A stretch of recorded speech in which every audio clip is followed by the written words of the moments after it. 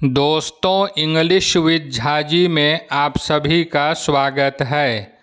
आज हम लोग इन नो मूड टू तथा इन नो मूड फोर के संबंध में जानेंगे।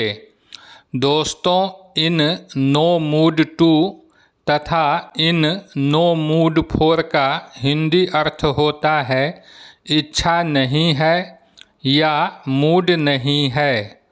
दोस्तों, जब हम किसी कार्य को करने के मूड में नहीं होते हैं अथवा हमारी किसी कार्य को करने की इच्छा नहीं होती है तो ऐसी परिस्थिति में इन नो मूड टू अथवा इन नो मूड फोर इस अंग्रेजी वाक्यांश का प्रयोग किया जाता है। दोस्तों, इन नो मूड टू का प्रयोग करते हुए अथवा इन नो मूड फोर का प्रयोग करते हुए जब हम अंग्रेजी वाक्य बनाएंगे तो हमारे अंग्रेजी वाक्य का क्या स्ट्रक्चर होगा, अब हम लोग इसके संबंध में जानते हैं। दोस्तों, इस स्ट्रक्चर के अंतर्गत सबसे पहले सब्जेक्ट का प्रयोग किया जाता है, उसके बाद हेल्पिंग वर्ब का प्रयोग किया जाता है। दोस्तों, यदि आपका वाक्य प्रेजेंट टेंस से संबंधित है तो आप सब्जेक्ट के अनुसार एम, इज, आर इनमें से किसी एक का प्रयोग करेंगे। यदि आपका वाक्य पास्ट टेंस से संबंधित है तो आप वाज, वर में से किसी एक का प्रयोग करेंगे। उसके बाद यदि आप वाक्य में V1 यानी कि वर्ब के फर्स्ट फॉर्म का प्रयोग करना चाहते हैं तो आप हेल्पिंग वर्ब के बाद इन नो मूड टू का प्रयोग करते हुए वर्ब के फर्स्ट फॉर्म का प्रयोग करेंगे तथा सबसे अंत में यदि वाक्य के अंतर्गत अदर वर्ड्स आते हैं तो आप अदर वर्ड्स का प्रयोग करेंगे।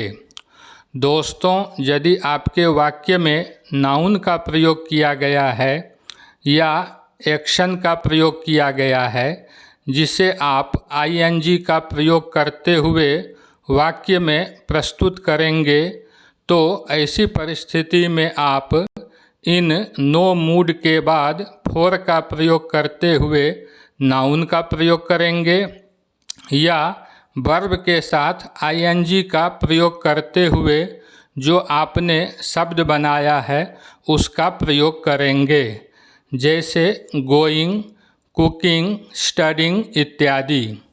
उसके बाद वाक्य के अनुसार यदि वाक्य में अदर वर्ड्स आए हैं तो आप अदर वर्ड्स का प्रयोग करेंगे। दोस्तों, यहाँ पर इस स्ट्रक्चर को ध्यान में रखते हुए मैंने वाक्य बनाया है I am in no mood to / study. दोस्तों, स्टडी का प्रयोग एक्शन के रूप में भी किया जाता है, यानी कि स्टडी फर्स्ट फॉर्म भी है, साथ ही साथ यह नाउन भी है। यदि स्टडी को हम नाउन के रूप में जानेंगे तो स्टडी के पहले फोर का प्रयोग किया जाएगा और यदि स्टडी को फर्स्ट फॉर्म के रूप में जानेंगे तो स्टडी के पहले टू का प्रयोग होगा। इस तरह से अंग्रेजी वाक्य बना I am in no mood to / study, यानी कि मैं अध्ययन के मूड में नहीं हूँ। दोस्तों, अगला वाक्य है he is in no mood to dance, यानी कि वह डांस करने के मूड में नहीं है।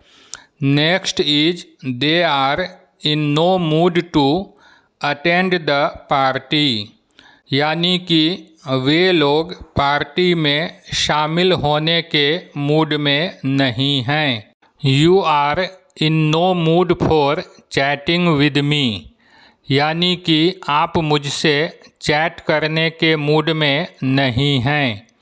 अगला वाक्य है we are in no mood to go there, यानी कि हम लोगों का वहाँ जाने का मूड नहीं है। अगला वाक्य है I was in no mood to take tea, यानी कि मेरा चाय पीने का मूड नहीं था।